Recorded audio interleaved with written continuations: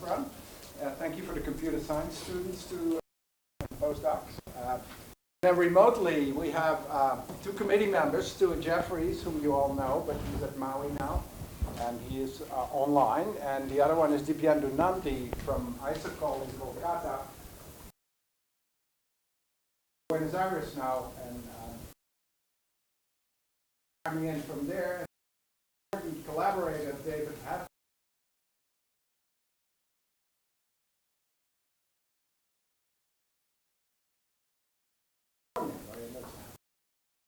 Then we have many relatives of Sushant.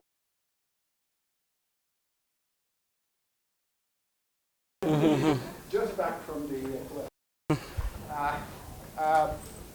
And we have relatives and friends in India that are also friends. And I'll leave it to you to introduce the talk. We have 50 minutes. There will be 10 minutes for questions, as you all know, and then. Thank you, Pete. Well, I'm going to discuss with you my thesis on the observational constraints on the solar dynamo and the hunt for precursors to solar flares. A big thank you to all my committee members, of course. All right, nothing works.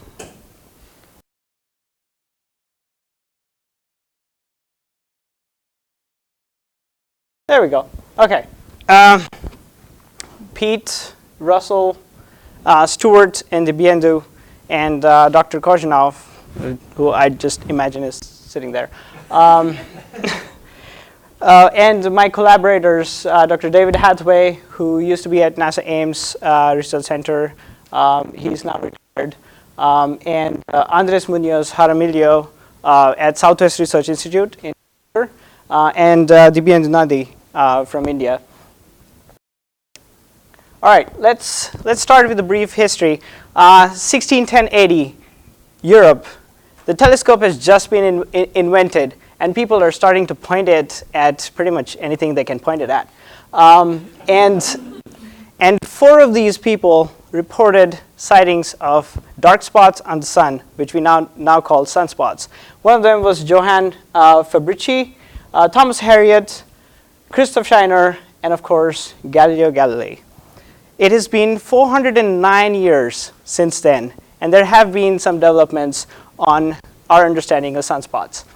The early interpretations of sunspots were, Christoph Scheiner thought these were intramercurial mercurial planets, planets closer to the sun than Mercury.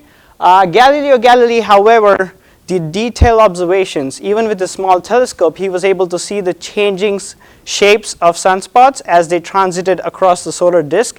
And from that, he inferred that sunspots are not something outside the sun. They are on the solar surface, which we see. More than a century later, William Herschel thought that sunspots are openings into the sun's atmosphere, allowing us a look into the inner plasma below the photosphere of the sun. All right, this is a picture, a video of sunspots coming into view from the east limb of the sun, taken by the Solar Dynamics Observatory. This is one of the best instruments we have in space, continuously observing the sun. And they have lots of dynamics going on over there, but you see a bipolar nature in the sunspots, wherein you see a small polarity which is leading in the direction of motion, and a big polarity in the this is called the following polarity, which is falling behind the rate of rotation. And this is typically how sunspots emerge in pairs. One of them has a magnetic polarity that is opposite the polarity of the other.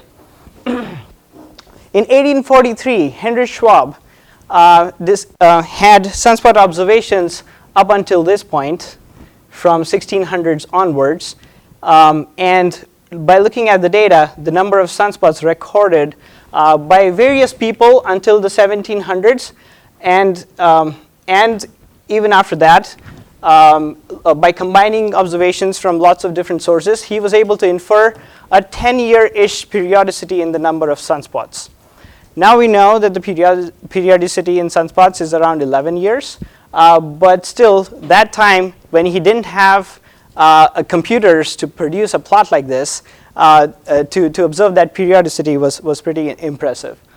All right, in 1919, coincidentally, exactly 100 years before this current year, George Ellery Hale from the Mount Wilson Solar Telescope observed Zeeman splitting in light coming from sunspots.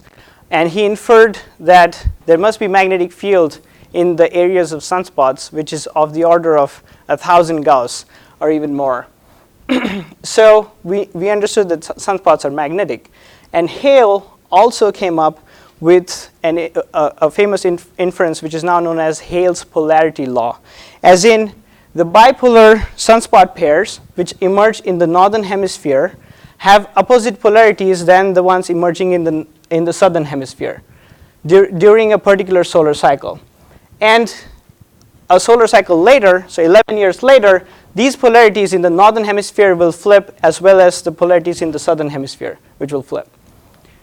Then in 1973, Joy came up with the law of tilts, which suggested that depending on the latitude of emergence of sunspots, the line joining the two polarities of a bipolar magnetic region has a higher tilt at high latitudes than at lower latitudes with respect to the equator, right?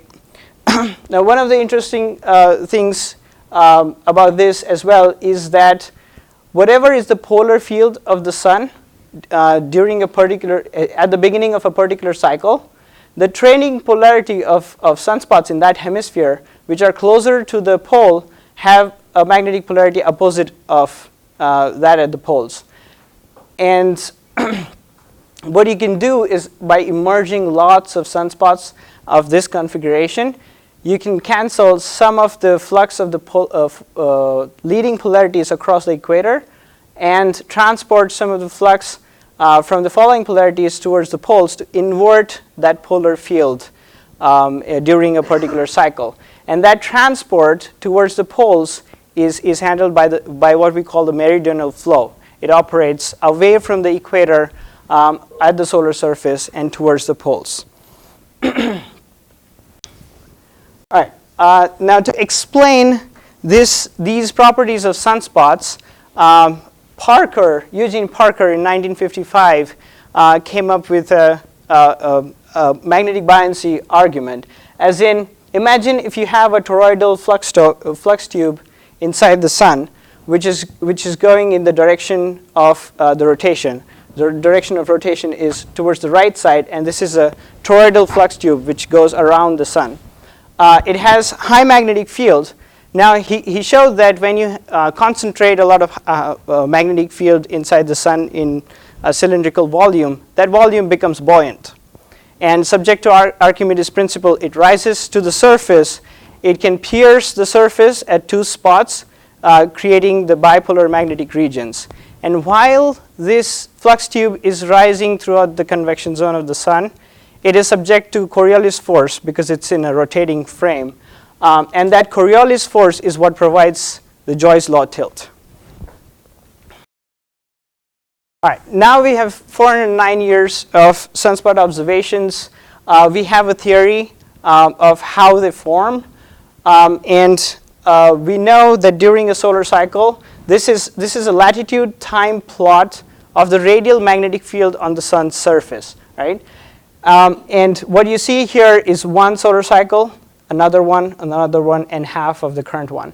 Over here at the poles, you see the polar field inverting every 11 years as well. And the inversion of the polar field is right around the middle of the sunspot cycle, right? You also notice that sunspots earlier in the cycle emerge at higher latitudes, and the newer and newer sunspots keep emerging at lower and lower latitudes as you go ahead in a cycle. Now, we know that sunspot cycle we know polarity, the magnetic field in the polar regions also flips during a sunspot cycle. Now, it's time to put all this together, and we're going to put it together by taking one more inference from the measurement of plasma flows inside the solar interior. The sun, being a plasma body, doesn't rotate like a rigid body, but rotates differentially. The rotation rate at the equator is much faster than the rotation rate at the poles.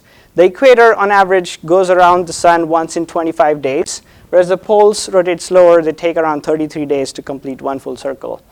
And the rotation rate varies as a function of depth inside the sun as well as latitude. That's differential rotation.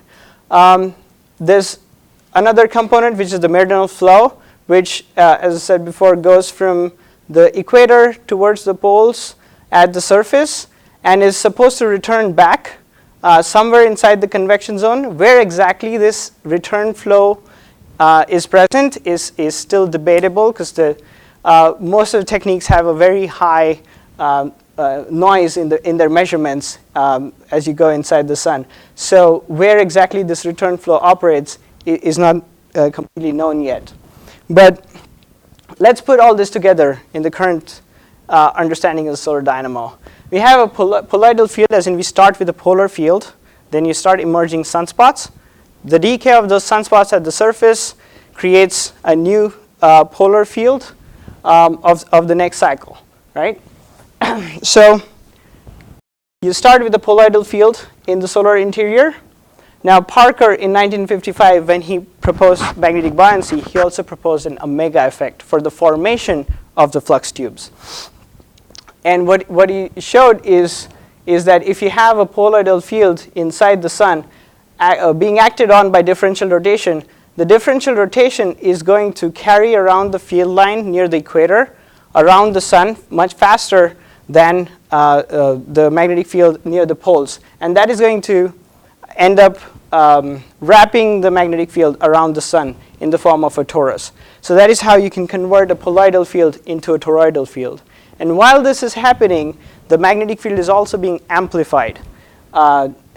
Once you build up a lot of magnetic field, it becomes buoyant, rises to the surface, is tilted in the process, and you get bipolar magnetic regions. And the decay of those regions, along with the meridional flow transporting some of the trailing polarity flux to the poles, can invert the polar field, and you end up with a reverse polar field, right? So that's putting all the observations together. But we've observed the process after the emergence of sunspots up until the reversal of the polar field pretty well at the surface, because we have magnetic field measurements from the surface for decades now. What we have not seen or do not have a conclusive evidence of is the Parker's omega effect, which operates in the interior. How this polar field, or where exactly inside the sun is this polar field converted to toroidal field, and where do sunspots actually come from inside the sun? That is still not known. So I took it upon myself to find an answer for that. Just two equations. There are going to be two more, but these are just two. Okay, so the first equation here is just a magnetic induction equation. It governs the magnetic field, evolution of the magnetic field in a given velocity field and a magnetic diffusivity. Right? The first term here is an advection term, which can amplify a magnetic field in the presence of a shear in velocity, like differential rotation. The second term is a diffusion term, which kind of dissipates magnetic fields. If you have a large concentration, they're going to tend to diffuse away. The second equation is a conservation of momentum equation, which has the Lorentz force J cross B. Now, these are the two governing equations which govern the dynamics of magnetic fields inside the solar interior. But it's very difficult to see the link between these two when they're written in this form. So what I did was you can convert both these equations to the same units, the same dimensions of energy or work done per unit time, if you take the dot product of the first equation with magnetic field and dot product of the second equation with velocity field and integrate them over the convection zone of the sun. And this is what you get. You get an equation for the evolution of magnetic energy, which has three components. The second equation is an evolution of the total kinetic energy in the convection zone, which again has three components. And this component right here is just the amount of energy that is dissipated due to resistive heating in the interior. So it's a sink term. Inside the convection zone, the currents are going to dissipate some magnetic energy in the form of heat, and that is what it is. The second component here is a surface integral. So imagine we're integrating over a volume that stretches from slightly below the Tackock line into the radiative zone to the surface of the sun. This term represents the total Poynting flux entering from below and leaving from the surface. Now, most dynamo models and dynamo theorists assume that there's no magnetic field inside the sun, or that magnetic field is not being created inside the sun, below the convection zone. Sorry, not inside the sun, but below the convection zone. So the total Poynting flux coming from inside is near zero, and we know that the magnetic field reaching the surface from the interior powers activity in the sun's atmosphere and the heliosphere. So Poynting flux is acting as a sink of magnetic energy at the surface because it's been driven from within the convection zone. So this Poynting flux is also a sink of magnetic energy. In the kinetic energy evolution equation, this is the total fluid potential. So the only source of magnetic energy that you're left with is the work done by Lorentz force per unit time, right? This V dot J cross B term. And interestingly, the same term appears with an opposite sign in the equation for the evolution of kinetic energy. So this is a clear connection between the two equations, as in some of the kinetic energy of the fluid must be extracted for us to amplify magnetic fields in the interior and produce sunspots, right? So if you wanted to pinpoint where inside the sun sunspots are being created, the magnetic field that we see in sunspots is being created, you've got to track down where Lorentz force is operating. And we can do that using some simplifying assumptions, right? So first, let's break down the Lorentz force into two components. The first is the gradient of magnetic pressure, and the second is a magnetic tension or curvature force, right? So imagine you have a poloidal field line again being acted on by a differential rotation. Differential rotation is going to bend that field line in this manner, and the magnetic tension force is going to resist that bending.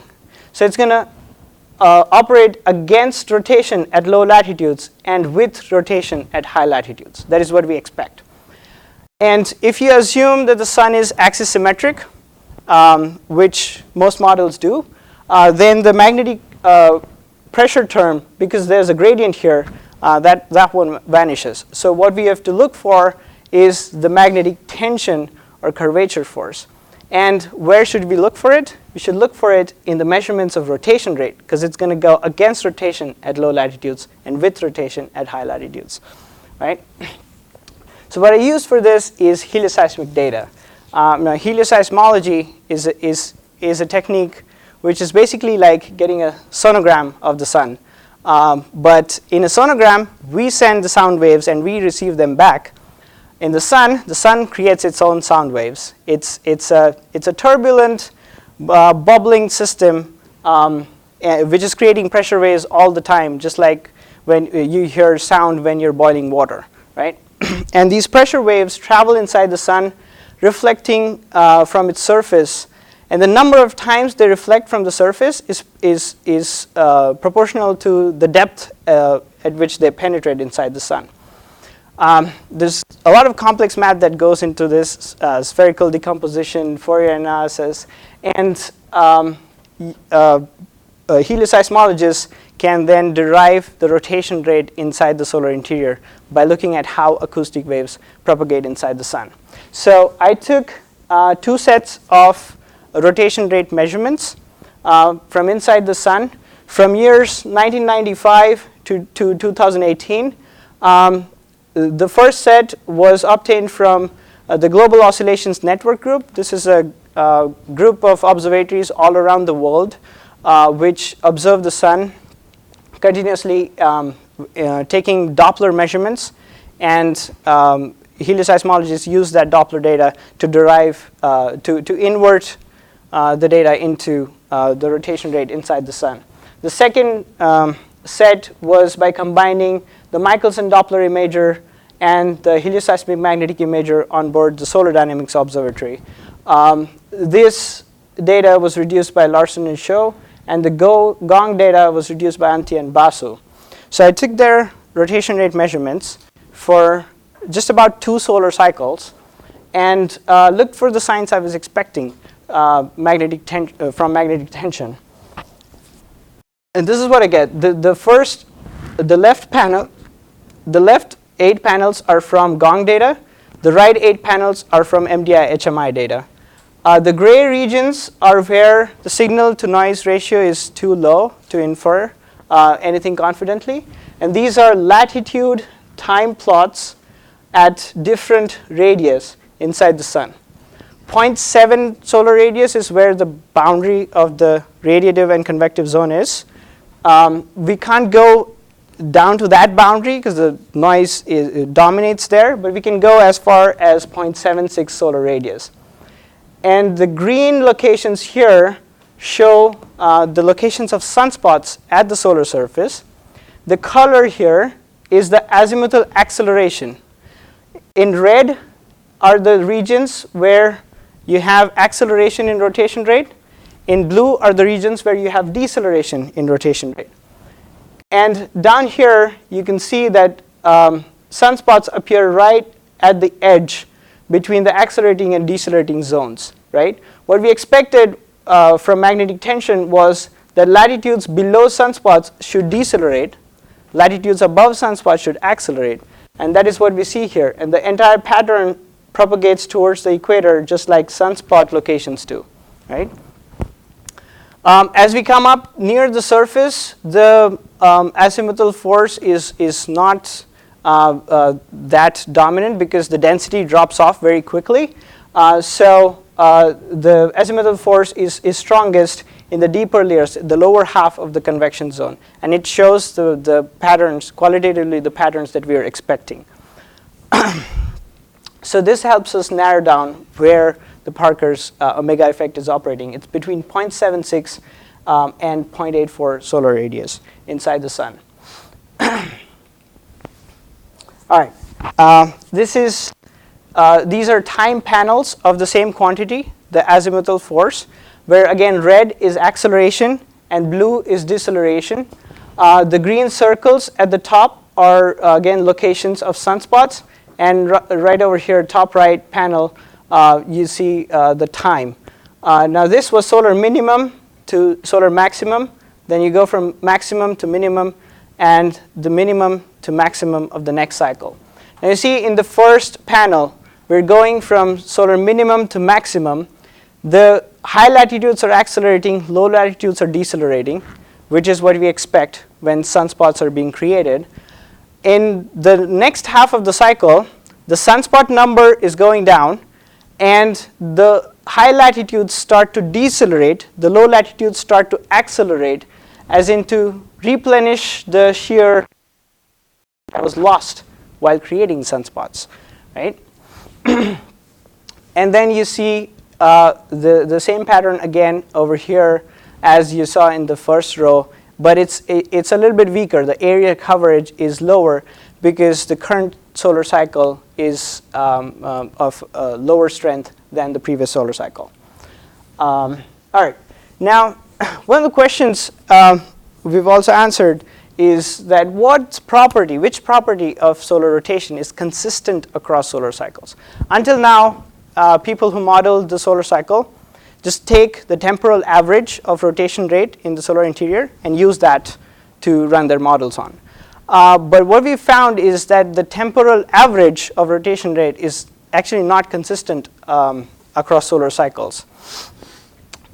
So if you look at the rotation rate at high latitudes, mid latitudes, and low latitudes, and compare that with the sunspot number, then at high latitudes it's positively correlated, low latitudes is negatively correlated, and at mid latitudes it varies around the mean. So if you take a temporal average, you'd get the rotation rate right at mid latitudes, but you wouldn't get it right at high or lower latitudes. It's the basal rotation rate which is consistent across solar cycles, and it's the ceiling rotation rate at low latitudes which is consistent across solar cycles. What this is telling us is that the sun is trying to maintain the basal rotation rate at high latitudes, the mean rotation rate at mid latitudes, and the ceiling rotation rate at lower latitudes. And you see that the amount of acceleration at high latitudes is proportional to the strength of the sunspot cycle. The amount of deceleration at low latitudes is again proportional to the strength of the solar cycle. Now this is just Lenz's law of electrodynamics applied to the sun, because the shear in differential rotation is creating sunspots, is creating magnetic field, but the magnetic field that is created is going to oppose the thing that created it, right? So when sunspots are being created, their number is increasing, the high latitudes accelerate, the low latitudes decelerate to decrease the shear in rotation, and during the next half of the cycle, when the sunspot number is decaying, the sun reestablishes its differential rotation back to the maximum value by maintaining the lowest rate at high latitudes and the highest rate at low latitudes. Right. All right. The other project that I worked on was once you know where inside the sunspots are created, sunspots emerge to the surface, and the dynamics that they go through at the surface is dominated by the surface flows, which are the meridional flow going from the equator towards the poles and the differential rotation at the surface. And because the surface of the sun is the easiest layer of the sun to observe, that is used as a vital input in most of the models of the solar cycle. But the meridional flow is very weak at the surface. It's about 15 meters per second at its maximum velocity. And so it's very difficult to measure. The accuracy that you need to measure meridional flow at the surface is you've got to measure it better than 0.5 meters per second at the solar surface, which is equivalent to measuring something that is moving by the width of a human hair in a second in Hawaii while you're sitting in Atlanta. Right? That is the precision that you need. Now this is a surface magnetogram of the sun, where the black regions are negative magnetic fields, the white regions represent positive magnetic field, and we track these features to measure meridional flow and differential rotation. So, all right. What we wanted to do was track the large-scale magnetic network, which are these small features around sunspot regions. We didn't want to track sunspots because sunspots, when they emerge, they're anchored in deeper layers. So the speed at which they rotate or move is the speed of the inner layers of the sun. But if you want to measure the surface velocities to run your models, then you've got to mask the sunspots and look at the tiny magnetic features around them to infer the flow profiles. This is what a typical magnetogram movie looks like. This is just a slice that is around 10 degrees in longitude. And you can see the masked sunspot here. But there is a coherence coherent pattern in the large-scale magnetic field around the spots, which we're trying to track. All right, the way we do this tracking is we project the magnetogram onto heliographic coordinates, which are spaced in equal degrees in latitude and longitude. Then we select a particular block from that magnetogram and search for that area in a magnetogram that is from a later time. And the way we do that is through correlation tracking. You correlate this block from magnetogram 1 to magnetogram 2 and search along the area in terms of the shift in the x direction and the y direction, and look for the maximum of the correlation coefficient. All right. Now, because we need ridiculous amount of accuracy to do this, we tested our tracking algorithm, our correlation tracking algorithm, with synthetic data. What I created was an analytical magnetogram creator, which creates an analytical magnetogram for me. I can place 2D Gaussian distribution magnetic features on it using an analytical formula. So I can sample it at infinite resolution, and they're numerically precise. Then I can pass that analytical magnetogram through a CCD emulator, which can sample that magnetogram at any given resolution, right? So the first thing we decided to test was our projection algorithm, whether we were projecting features correctly before we do the correlation tracking. So here is a feature I placed at 60 degrees latitude and 60 degrees longitude on an analytical magnetogram, and sampled it at high resolution, 4K by 4K. And the same feature sampled at low resolution looks like this. This was sampled at 1K by 1K.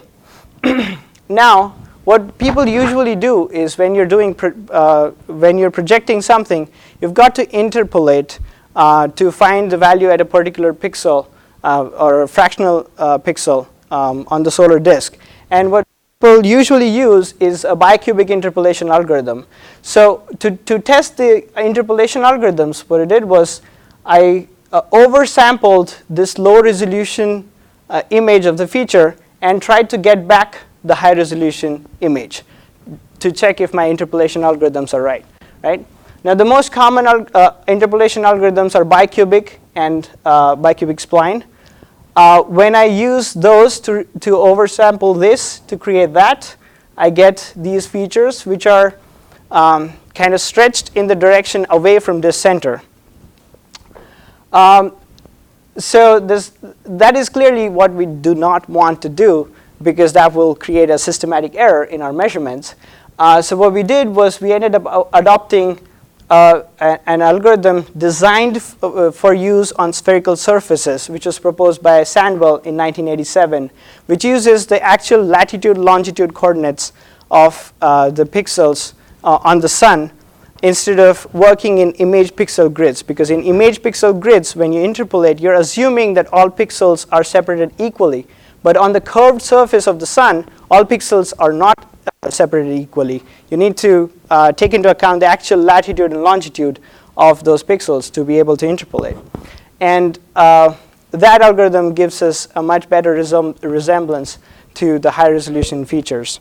So this is one of the improvements we made to the correlation tracking algorithm. All right. Another systematic error we found, which is in correlation tracking algorithms, is peak locking. So when you plot a histogram of the measurements of velocity, you get distinct peaks, and these peaks occur at integer pixel shifts. You find lots of measurements. When you're tracking the displacement of a particular block, you find more measurements at integer pixel shifts than at fractional pixel shifts when you're trying to search for the maximum of the correlation coefficient. If you're fitting a parabola or a Gaussian to the correlation coefficient, you're going to get that. And this bias is huge because these are separated by 18 meters per second. When we're trying to measure a flow that has a maximum speed of 15 meters per second, that's a huge bias, right? So what we did was we ended up adopting an iterative method to search for the actual peak of the correlation coefficient and smoothened the histogram and increased the accuracy of correlation tracking by 5-fold in the process. Sorry. All right. Now, what do we get when we track features on the surface of the sun? In the right panel, over here, is the meridional flow velocity, negative in the southern hemisphere, showing that it is going towards the southern pole, positive in the northern hemisphere, showing that it's going towards the northern pole. And when we track features between magnetograms that have a different delay, magnetograms that are 1 hour apart, we get a meridional flow profile that's pretty much like a straight line. But when we track magnetograms that are further apart in time, we get a different flow profile. Now, flow profile should not change as a function of the lag between magnetograms, right? If something moves an x amount in 1 hour, it should move 2x when you track it with a 2-hour delay. But that is not what we're seeing here. We're seeing different flow profiles for different time lags. And this was also seen by a couple of other people who tried to measure meridional flow from magnetograms. This was seen by Derek Lamb in 2017 and Imada and Fujiyama in 2018. So to track down what this is due to, we looked at what was happening in the longitudinal direction in the measurements of rotation. And it turned out that the sun apparently was rotating slower on the left limb than on the right limb. And the difference was around 100 meters per second. Now, that's clearly not real, right? Because the sun does not know which central meridian you're looking at, and it cannot adjust its rotation rate accordingly, right? So while I was trying a lot of things, I also tried tracking, instead of tracking the signed value of magnetic field, I tried tracking the unsigned value of magnetic field when you take the absolute value of the magnetograms. And this error reduces by about a half. That's interesting. But when I track on the synthetic magnetograms I created, all my flow profiles at different time lags match. There's no discrepancy between the east and west limb of the sun. So it's not coming from our algorithm. It's something that is there in the data or the way it is processed, right?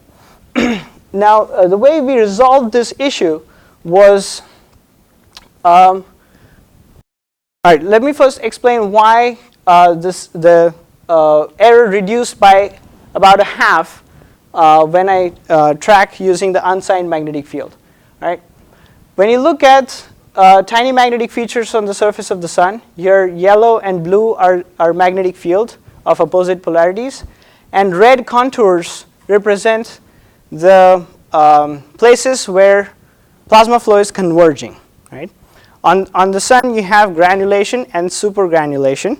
This area that you see, you can call that a supergranule, as in along the boundaries of this supergranule, plasma flow converges, and all the tiny magnetic features are like salt and pepper sprinkled onto this flow pattern, and they gather around the boundaries of these supergranules where plasma flow is converging.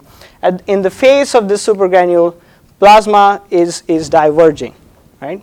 It's coming up, diverging from the surface, and going down into the solar interior through the boundaries of the supergranule, and that is where the magnetic features converge, right?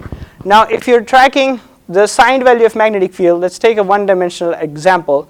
You have a positive feature, you have a negative feature, and the mean magnetic field is 0.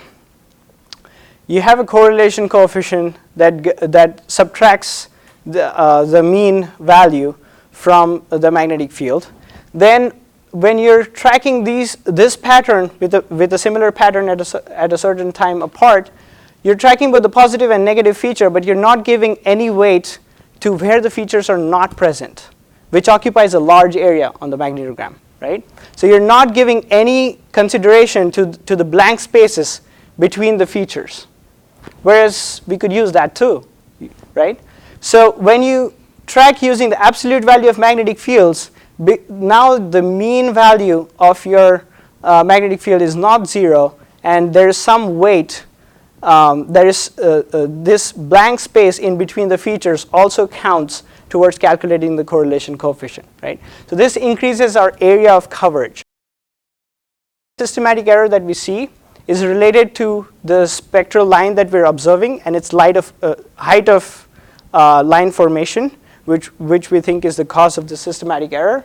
Then tracking the blank spaces helps us a lot because there's not a lot of magnetic field there. So the height of line formation, which is magnetic field dependent, is probably near the surface here, but higher in the surface where magnetic field is stronger. All right, so the way we resolve the discrepancy is we decompose all our measurements, which are measurements of shift between two magnetograms, into 3 components. We split it into a velocity profile, a baseline velocity profile, a constant error, which is like a shift that you would measure even if you were comparing two magnetograms at 0 time apart. There'd still be a shift there. And a small time lag dependency parameter, which allows the flow profiles to change by a little bit as you track features that are larger time apart, because we expect there to be some change.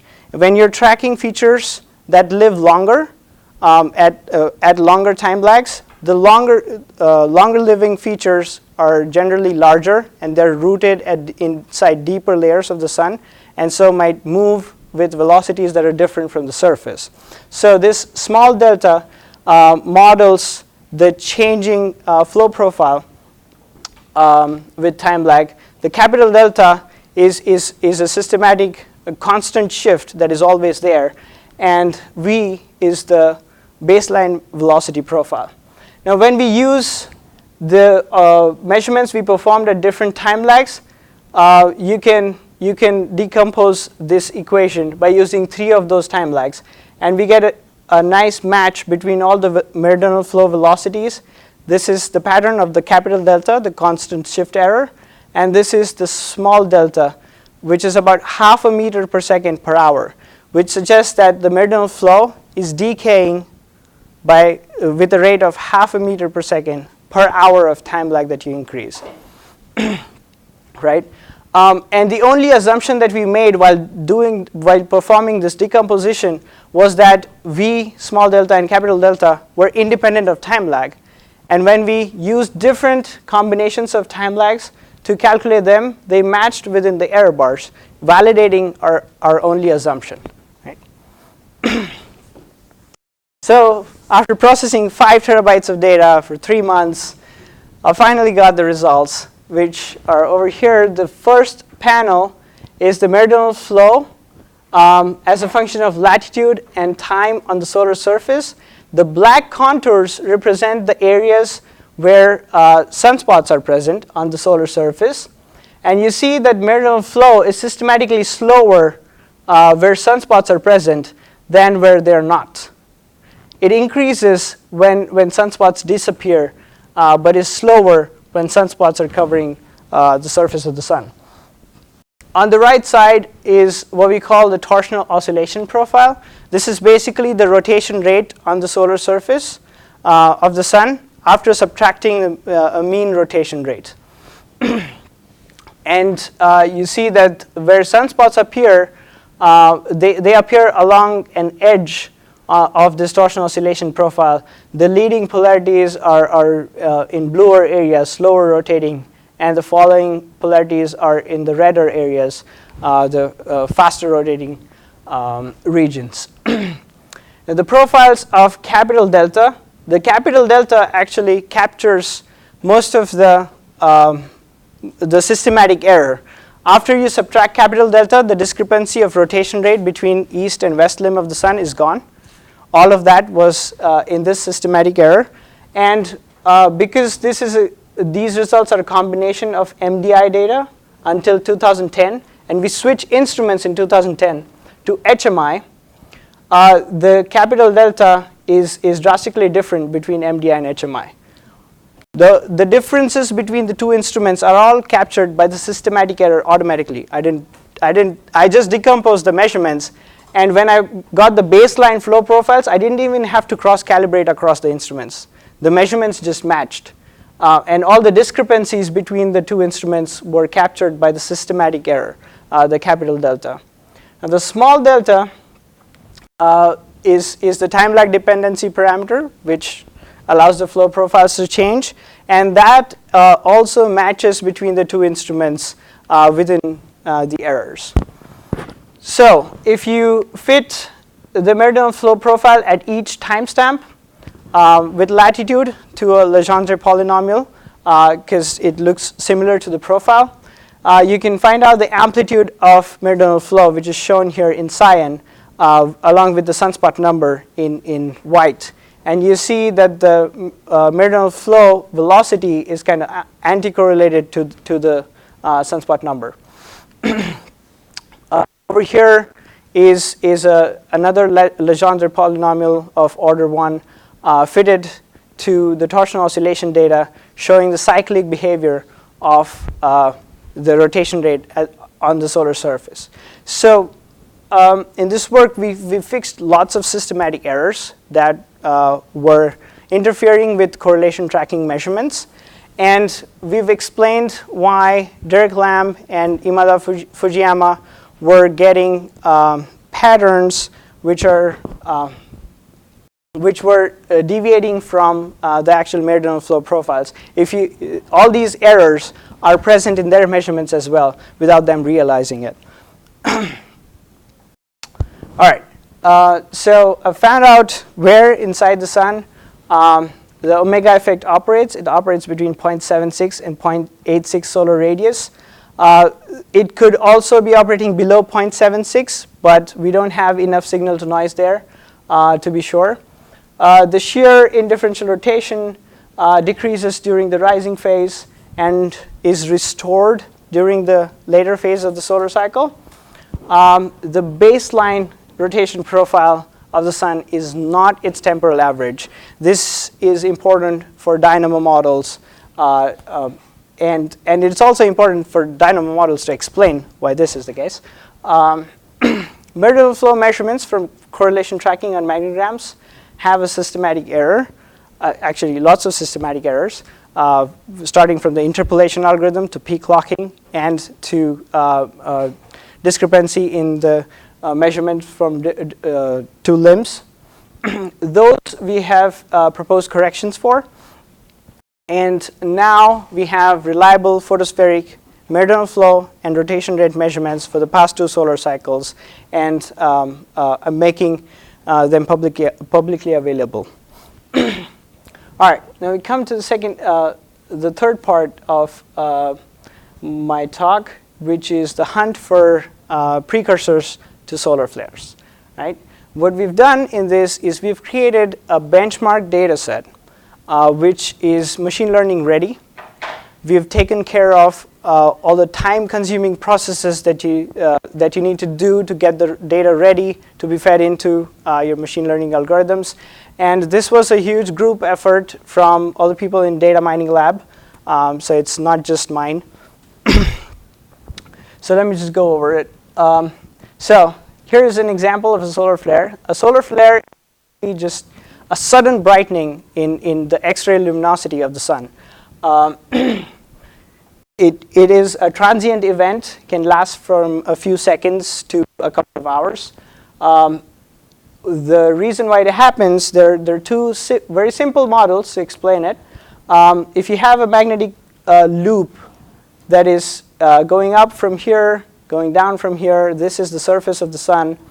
And if you have converging flows on both sides here, you can bring both these field lines, which are oriented in the opposite directions, together and annihilate them to separate the upper loop from the lower loop. That magnetic flux cancellation can create a lot of non-thermal radiation, which we see in the form of X-rays, and you have a solar flare. The second cartoon here shows another scenario where you have an existing magnetic field in the solar atmosphere, and you have a new emerging flux region, with positive and negative sunspots, which interacts with the existing flux, reconnects here, and can release a lot of energy, right? And sometimes flares are also accompanied by coronal mass ejections. Coronal mass ejections are basically sun's burps. It can burp from time to time, just spew out a billion tons of plasma, superheated plasma at 1 million kelvins towards you or away from you at 400 kilometers per second. Most of the times, CMEs are accompanied by solar flares. And this is just a CME here going off from a coronagraph on board the Solar Heliospheric Observatory. Now, sometimes CMEs can be directed towards you. This was a CME going away, like at an angle.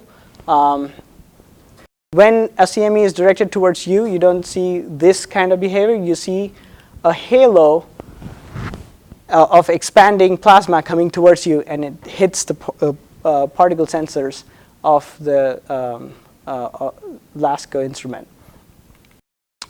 All right. Now, why are we worried about CMEs, or why do we need to predict or find precursors to solar flares and CMEs? If you have a CME hitting the Earth's magnetic field, the Earth is over here, and the CME has a magnetic field opposite to that of the Earth, it can reconnect with the Earth's magnetic field and pump some charged particles into the Earth's atmosphere, which ionize plasma ionize the oxygen, nitrogen gases in the Earth's atmosphere, which emit red, green lights and create auroras in the auroral ovals, right? Now, that is the aesthetic part of it.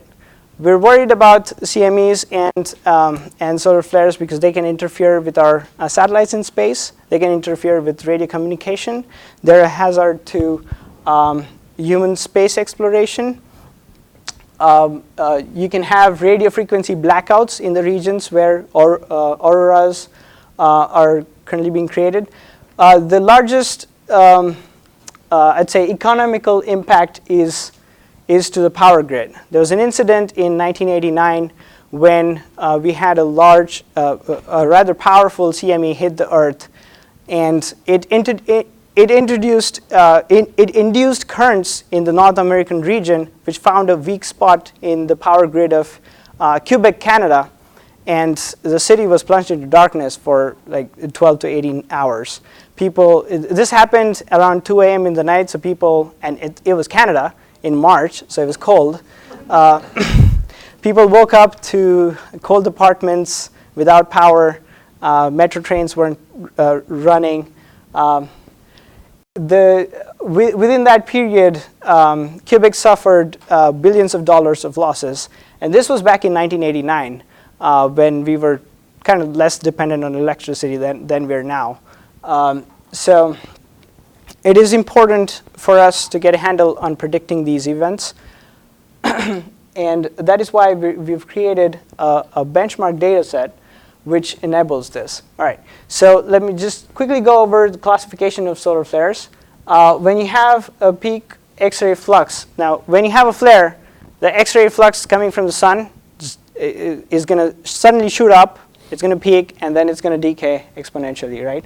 So depending on the strength of the peak, you can classify solar flares. No one classifies them on a logarithmic scale. A and B are very tiny flares. A is even like around the background flux, X-ray flux of the sun. M and X are the strongest flares. These are the ones that we're worried about and we want to predict. A, B, and C are, yeah, they didn't matter that much. All right, so a solar dynamics observatory, which is out in space, observes the sun in various wavelengths of lights. And one of the instruments, the Helioseismic magnetic imager, observes a particular ion line, and it observes it in a fashion that it can derive all Stokes parameters, and you can derive vector magnetic field everywhere on the sun. Now, one of the data products coming from this, from HMI, is the SHARPs, which are space weather HMI active region patches, where they basically look at the sun, continuously monitor it, and wherever there is an active region, which is like a group of sunspots, and you have activity going on there, they make available the cutouts of those active regions and the vector magnetic field inside those active regions, right? So this is one such cutout. This is a SHARP region. The magnetic field here is radial magnetic field coming out from the surface of the sun. Blue here is negative. Yellow is positive magnetic field. And what I've plotted on top of them in red with transparency are the regions where you can have flux cancellation. These are polarity inversion regions where the magnetic field polarity switches from one to the other. And these regions are where we think flares are triggered, because you can have magnetic flux cancellation in there.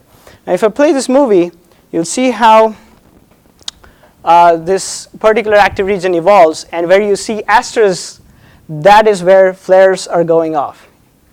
If you see a red asterisk, that's a M or X class flare. If you see a magenta one, that's a C class flare. And most of the flares actually occur within 15 megameters of, which is 15 million meters of a polarity inversion line. So if most of the flares occur along these lines, we want to be able to extract magnetic parameters from this cutout so as to find precursors to solar flares, as in which magnetic properties can we use to forecast solar flares. All right, so what we did was we downloaded this data set, which is humongous. It's 12 terabytes. And we extracted several magnetic parameters from them. The reason we did this was, up until now, lots of people have tried to come up with prediction algorithms for solar flares, but most of them use very different data sets. Somebody uses a particular year of data, and somebody else uses another year of data, and they both come up with their skill scores or accuracies of prediction, but there's no way to compare these results, right? So what we wanted to create was an openly accessible benchmark data set, which everybody can use to as a test bed to both train and test their algorithms, and it would also serve as a benchmark where we can calibrate and compare the performances of different prediction algorithms, right? So standardization is an issue where using the same data set is a challenge for everyone. Everybody wants to use their own data set which they curated, and they want to use their own validation settings. But what we want to push is the usage of the same validation settings for everyone. This can be done if people cooperate. And that we use the same kind of accuracy measurements for comparing the performances of prediction algorithms.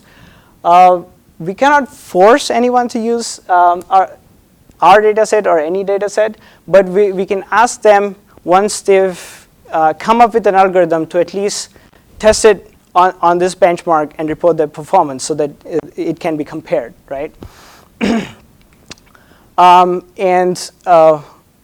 We also come up with a list of preferred accuracy measurements, which are probability of detection, the false alarm rate, skill scores, which you can use to rate your performance. Now, what we did in here was we took flare reports from two sources. NOAA's GOES satellites are geostationary satellites, which continuously measure the X-ray flux coming from the sun with a cadence of 1 minute. And whenever you see the X-ray flux rising monotonously for 4 minutes or longer, they flag it as a potential flare.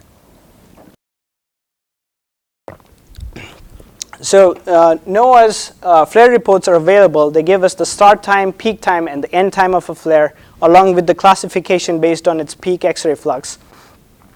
We took that, but these flare reports, because X-ray flux, when it's measured as a whole from the sun. The entire X-ray flux over the sun is integrated into one measurement, one data point, right? So you don't know where the flare is actually occurring on the sun. For that, GOES has a different instrument, the soft X-ray imager, which gives you an X-ray image of the sun, and then you can find out which active region produced a particular flare.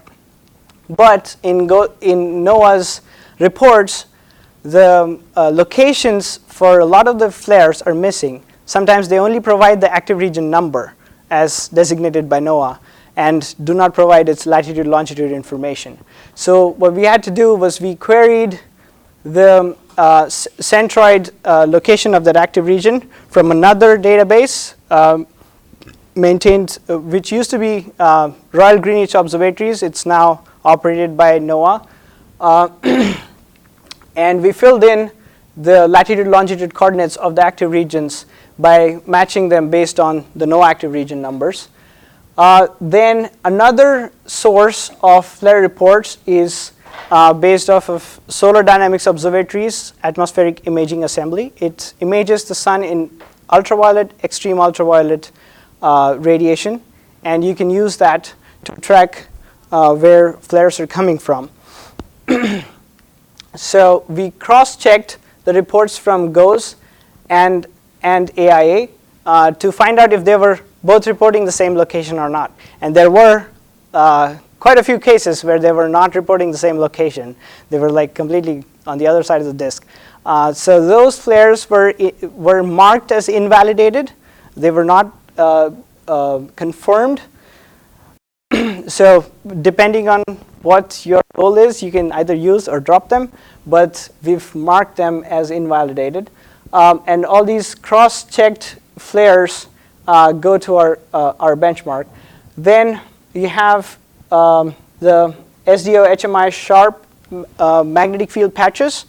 We calculate around 24 magnetic parameters from those patches for an active region with a cadence of 12 minutes. These patches are matched to the flares integrated in the first procedure using either the NOAA active region number or the latitude, longitude location, whichever is available, because many times both of them are not. And we've also integrated the GOES X-ray flux on a minute-by-minute basis with the HMI sharp active regions, so that if you don't want to use just GOES flare reports, but if you want to detect your own, flares on your own, if you don't like NOAA's method of detecting, you want to detect them on your own, you can do that because we have the X-ray flux integrated in and matched to the active regions. All right. So all this went into the benchmark. So now you have 24 magnetic parameters. You have which are over here. There's a host of them. The total, it's just some examples are the total magnetic flux, the net current helicity, the unsigned vertical current, etc., etc.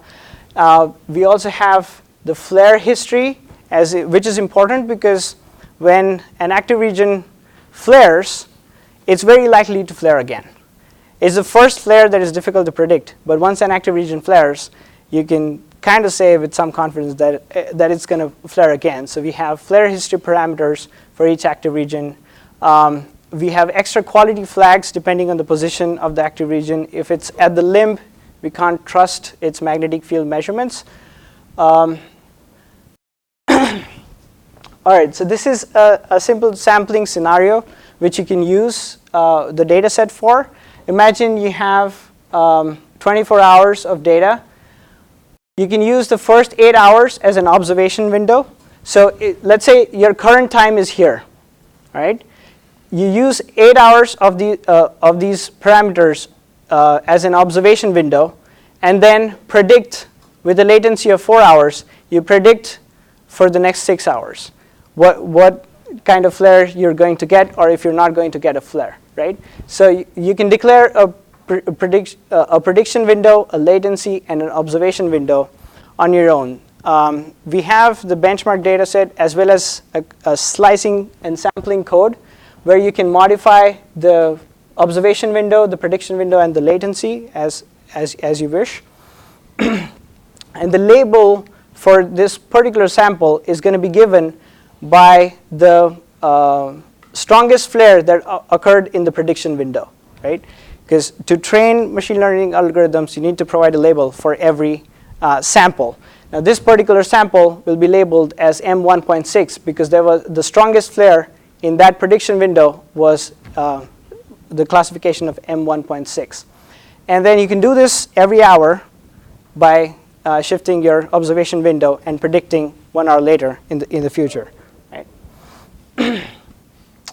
Now, this the problem with predicting solar flares is that they are very rare. So you're always going to have A, B, or C class flares and flare quiet regions more often than you're going to have M or X class flares, which you want to predict, right? Now, if you partition the data set into 5 partitions, which you need if you want to test and train your data, it's recommended that you train on one of these partitions or use 3 of these partitions for training, 1 of these partitions for testing, and the other partition for validating how you did on your training and testing. The way we recommend to do partitions is by time segmentation, because if you randomly draw training samples from the data, you might end up with samples from one particular active region both in the training and the testing data set, which you don't want to do because it's basically the same active region, right? You want the active regions in training and testing to be different, which is why we recommend time segmentation of the data when you're splitting your data set into training, testing, and validation, right? Now, we've created these partitions, and while creating these partitions, we saw that you can see that the number of no flares, A, B, and C class flares are much larger than the number of M and X class flares, which are shown here in blue.